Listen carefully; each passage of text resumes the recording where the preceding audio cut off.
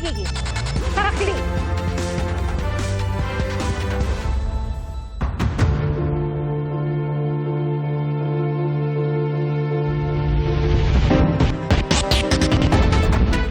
Iniimbestigahan ngayon ng Office of the Ombudsman at ng DPWH ang ugnayan ng mag-asawang Curly at Sara Diskaya at ng construction company ng ama ni Senator Bongo. Ang paniwala ng Ombudsman, isa si Senador Go sa mga pinoprotektahan umano ng mga Diskaya. Marin itong pinabulaanan ni Go. Saksi si Salime Refran. Bukod sa mailap, pili lang daw ang impormasyong ibinibigay ng mag-asawang Curly at Sara Diskaya. Kaya hindi na raw nagulat si Ombudsman Jesus Crispin Remulla na tumanggi na sila makapagtulungan sa investigasyon ng Independent Commission for Infrastructure o ICI.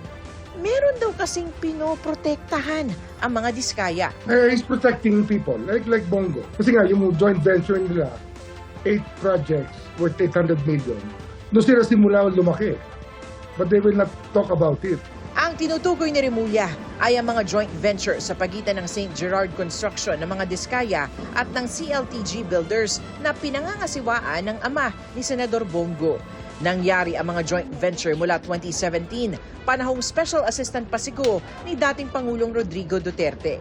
Kasama raw ito sa mga tinanong sa mga Diskaya sa State Witness Evaluation at Case Build-up ng DOJ. Sinasabi nila they had to go through a mediator, tapos lisensya lang daw na ginamit nila. Ang ginamit ng kabila. Hindi raw siya nakialam, binigyan daw siya ng 3%, parang ganun. Hindi ako naniniwala hindi siya ganun Hustler yan. Kausap na raw ng Office of the Ombudsman ng DPWH kaugnay nito. We are looking at connections between the Diskayas and CLTG Corporation. Ang daming kontrata ng mga Diskaya. Libo. Meron na kaming mga gagawin sa mga susunod na araw to look at those, specifically at those contracts of the Diskayas during the previous administration. Buwelta naman ni Go, iniuugnay raw ang pangalan niya sa mga Diskaya para malihis ang takbo ng investigasyon. Hindi ko po kilala ang mga Diskaya. Wala po akong kinalaman sa kanila at wala po akong pakialam sa mga Diskaya. Yung flood control ang issue dito. Yung ghost projects ang issue dito. Yung mga substandard projects ang issue dito. Mga anomalous projects ang issue dito. Panagutin natin ang dapat managot. Huwag tayong lumihis. Ano to? I-cover up? Ano to? Para ilihis yung atensyon sa totoong may kasalanan? Tinutumbok natin sino yung mga buhaya talaga. Malapit na Lumalabas naman Yun ang hanapin ninyo, panagutin nyo. Ayon kay Go, siya mismo ang nag-ungkat tungkol sa joint venture ng mga Diskaya at ng CLTG Builders sa pagdinig ng Senate Blue Ribbon Committee noong Setyembre. Wala rin daw alam si Go sa mga pinasok na kontrata ng kumpanya ng ama na 2019 pa ay tumigil na umano sa pangungontrata at tinapos na lang ang obligasyon hanggang 2022. Since 2001, mayor pa si Mayor Duterte, di po ako nag-influenza. Never po ako nag-influence. Never ko po ginagamit ang aking posisyon. Kaya sinabi ko kanina, nakialam ba ako para bigyan ng pabor ang aking kamag-anak? Hindi. Nakinabang ba ako dito? Hindi rin po. Because I observe delikadesa. Kung sakaling ipatawag daw siya ng ICI, handa naman daw si Go. Willing to cooperate. Willing po akong sabihin sa kanila yung totoo. Ayon po sa aking nalalaman. Malinis po ang aking konsensya. Kung kakailanganin, iimbitahan daw ng ICI si Go. Hinala naman ni Vice President Sara Duterte, tatangkain daw na iugnay sa kanya at sa kanyang ama ang investigasyon sa maanumalyang flood control projects. Sa tingin ko, susubukan nila na paabutin sa akin dahil sa kaalyado ni dating Pangulong Rodrigo Duterte, si Senator Bongo. Doon siguro nila gagawan ng kwento yon. Yung part na ako, si PRD, nasa gitna, at si Senator Bongo, nasa kabilang side. Nanindigan ang pangalawang Pangulo na wala siyang kinalaman sa issue. Wala namang flood control projects sa OVP or sa Department of Education. At makakasabi naman talaga ang mga contractors and even si Secretary Bunuan, wala talaga akong at all project dyan sa DPWH. Nauna ng giniit ng bise kahapon na huwag puro Duterte sa pag-iimbestiga ng korupsyon. Pinabulaanan naman ito ng ombudsman. Siyempre, yun ang lagi kanilang propaganda. Kasi ayaw nilang maabot sila ng investigation. Maaabot sila, kahit anong gawin nila, maaabot sila eh. Kasi ang AMLA is there eh. The Anti-Money Laundering Council keeps records. And it keeps records of everybody. Everybody. Ang Palace Press Officer naman na si Undersecretary Claire Castro, sinabing hindi selective ang administrasyon. Hindi rin daw sila gagawa ng ebidensya para lang mapakulong ang kanilang kritiko. Para sa GMA Integrated News, ako si Salima Rafran, ang inyong saksi. Naniniwala po si Ombudsman Jesus Crispin Remulla na posibleng pinoprotektahan din ng mga diskaya sina Senador Mark Villar at ang kanyang inang si dating Senadora Cynthia Villar. Dagdag ni Remulla, sinisilip din ang mga proyektong napunta sa kapatid ni dating Senador Bong Revilla. Saksi, si Joseph Moro. Tingin ni Ombudsman Jesus Crispin Remulla, bukod kay Senador Bongo, meron pang ibang pinoprotektahan ng mga diskaya. Meron ba? Meron pa. Sino pa po?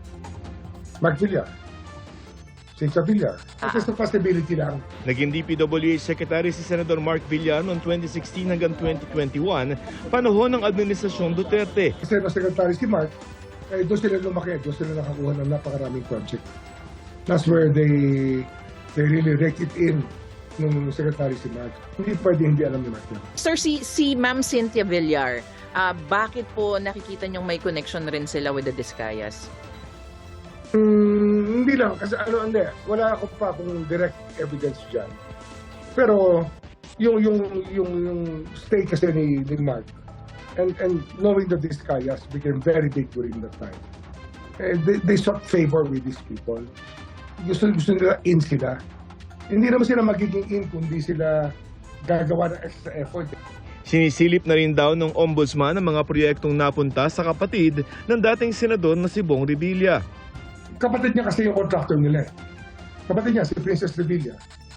Aka Rebecca B. Ocampo. Rebecca Bautista Ocampo. That's Princess Revilla. Siya ang contractor ng lahat ng projects niya. You're talking about Bong, Lani, and the children. Kasama lahat na. Mabigat yan, mabigat. Sinisikap pa namin makuha ang panig ng mga Villar at ng mga Revilla. Bukod sa mga nabanggit na personalidad, may ilang politiko pa raw na hindi pa lumabas ang pangalan na posibleng tumanggap din ng mga kickback. May nakuha kaming AMLA document ng isang transaksyon na nag-remit yung top contractor ng pera sa dalawang congressman.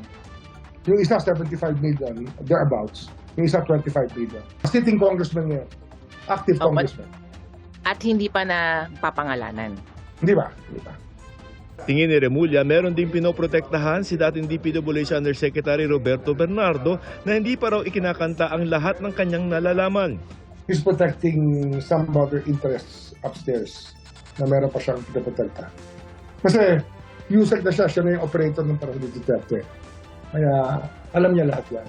Sa Independent Commission for Infrastructure, pinag-usapan ng mga ahensya ng gobyerno kung paano mababawi ang pera ng taong bayan na nakulimbat sa maanumalyang mga flood control project. We are all enraged, hurt, and betrayed by what was done to deliberately manipulate our finances and only to feed the greed of not a few government officials. All those persons responsible for this may be prosecuted and jailed. But to completely heal our nation, justice is not enough. We need restitution. Sa ngayon, na-freeze na ng AMLC ang sobra sa 5 billion pesos na bank accounts at ari-arian at ang 5 bilyong pisong halaga ng mga eroplano at helicopter ni dating Representative Saldi Co.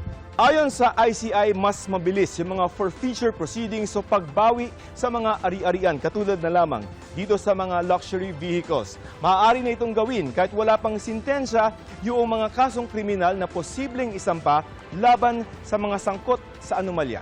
Pagka forfeiture kasi, ibig sabihin, these properties or this money is not actually theirs, but was taken from, was in a way not theirs and probably proceeds of a crime. This is different from the criminal aspect. This is administrative and civil remedies, which in a way will be shorter. Dagdag ng ICI, ipapasubasta ng Bureau of Customs ang 13 luxury vehicle na kinumpiska sa mga diskaya. Ayon kay Customs Commissioner Ariel Nepomuceno, sa Nobyembre nila pwedeng i-auction ang mga sasakyan at maaaring makakolekta ang gobyerno ng 200 hanggang 220 million pesos. May mga kulang daw sa kanilang mga papeles, which now gives them gives them the right for them to auction this off.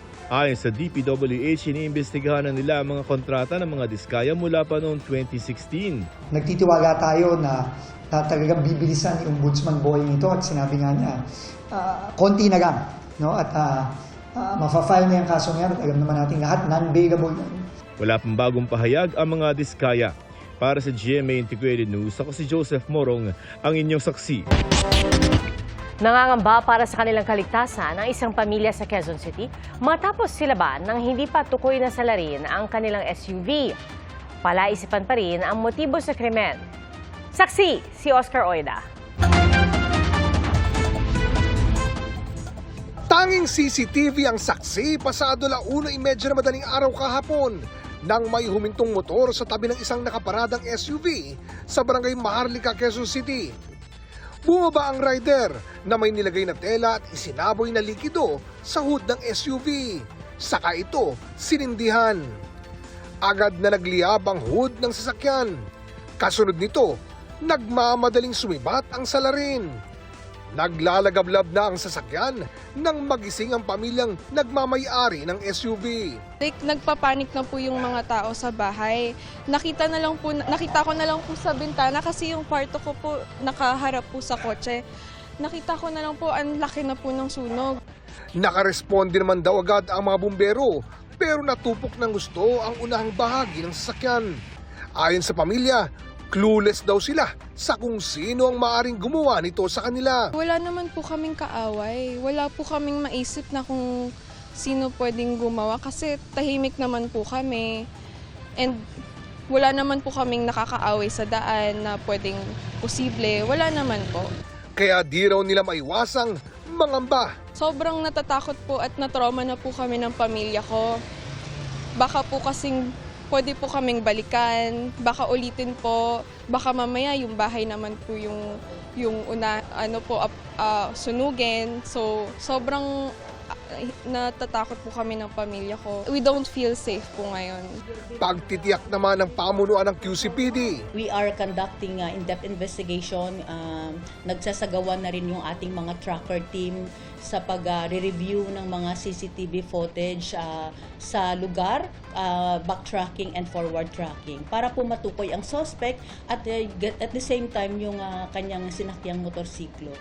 Handa rin daw nilang bigyan ng security ang mga biktima kung kinakailangan. Tayo naman po ay nakahandang magbigay ng assistance dito sa ating kababayan na kumbaga yung fear ay nandoon. So meron din po tayong desk na mag-assist sa kanila at kung kinakailangan na patuloy natin itong palagyan ng yung ating patrolling area na para po maging safe din yung ating mga kababayan in order for them to feel safe.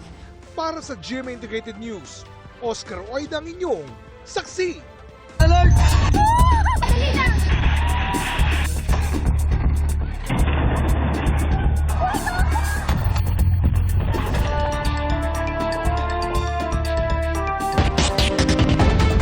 Hirap pa rin bumawi ang mga resort sa mga lugar na apektado ng magnitude 7.4 na lindol sa Davao Oriental.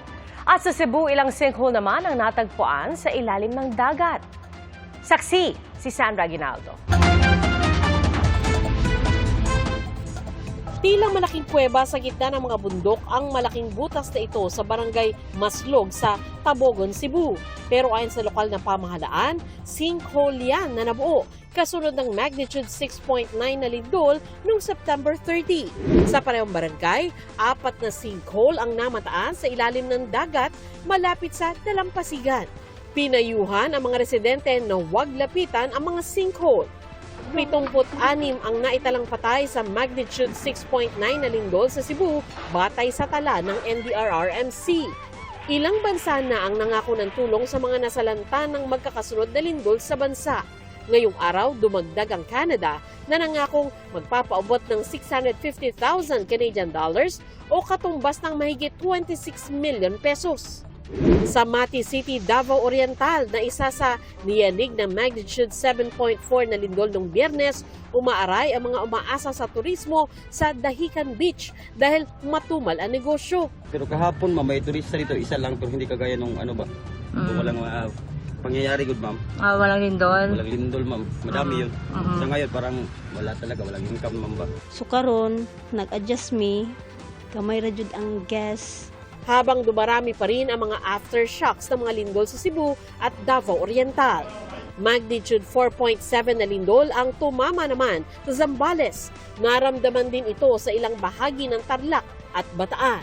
Hinikayat ng DILG ang mga lokal na opisyal na palakasin ang paghahanda sa lindol at tsunami. As far as the cities are concerned, I think the National Building Code is holding up. What we need is to strengthen the building codes of the municipalities in order for them to check the integrity of the structures there.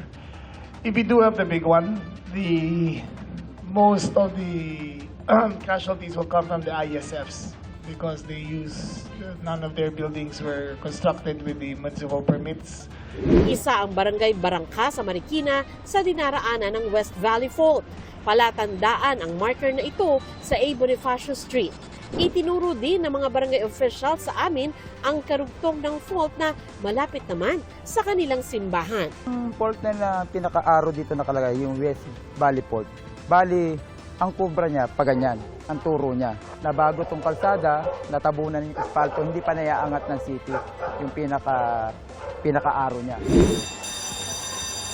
Isinama din nila kami sa earthquake drill ng Barangka National High School. Nandun yung linya talaga ng fault line sa area na. Nag-aalala na po sila na baka anytime meron pong mag-strike sa atin at yun na nga po yung tinatawag natin na the big one. Kaya yung mga magulang po, tumutulong naman din po sila sa paghahanda at pagpe-prepare kung sakali man mangyari yun. Kasama po yung ating mga teacher. Sa labas ng eskwelahan, nakilala namin ang isang inang nababahala para sa kanyang anak. Kung maaari na magmo-module na lang dahil sa pangangamba namin na darating na sinasabi na the big one, na lindol. Nakahanda na ang gamit ng barangay para sa rescue. Gayon din ang mga go bag. Tinukoy na ring staging area ang Loyola Memorial Park sakaling mangyari ang pinangangambahan. Ang staging area po ng Barangay Barangka, nalocate na po namin yung ating Loyola Cemetery. Lahat po ng residente ng Barangay Barangka, yun po yung gagamitin natin na parang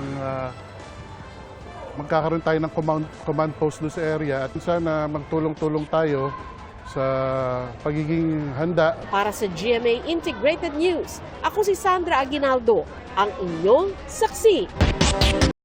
Mga kapuso, maging una sa saksi. Mag-subscribe sa GMA Integrated News sa YouTube para sa iba't ibang balita.